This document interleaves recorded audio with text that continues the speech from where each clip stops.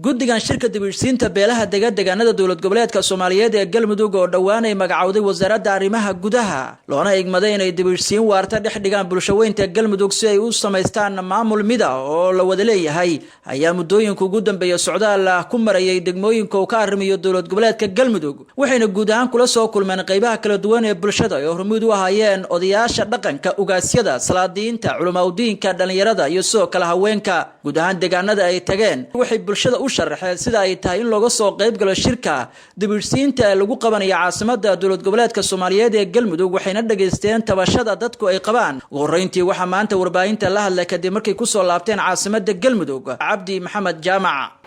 sida la socotaanba guddiga qabanqaabada xubnihiisa badankoodu waxay socdaallo ku kala bixiyeen goobaha ama deegaanada beelaha Galmudug intooda badan oo ay kamid yihiin Gurceel, Balanballe, Xeraale,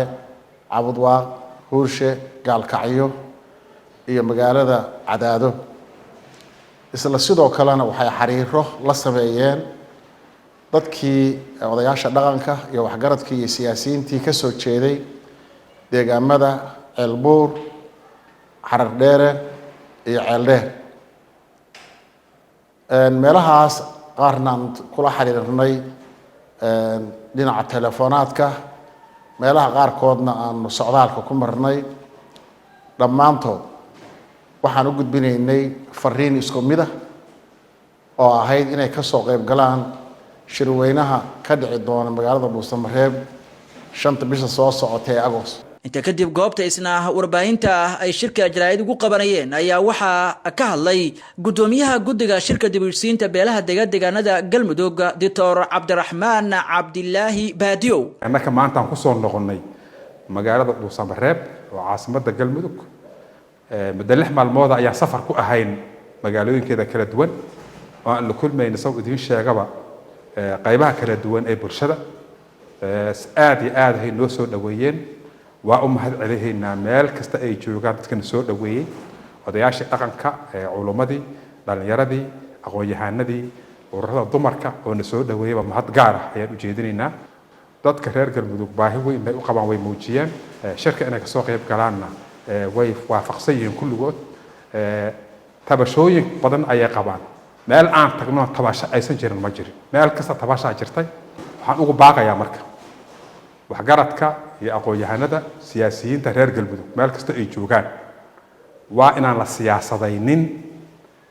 dib u heshiisiinta Galmudug dib u heshiisiinta Galmudug ma laha mucaarad iyo muxaafid ma laha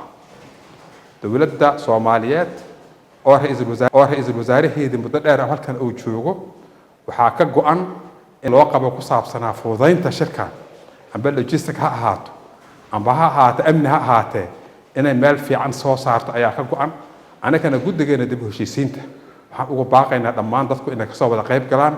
ayaga oo meelo kala milacsan mashaakil kasta oo jira iyo fikir kasta ay qabaan ay la yimaadaan Dhuusamareeb ayaan horta ugu baaqaynaa shacbiga Soomaaliyeed waxaan ugu bashaaraynaa insha Allah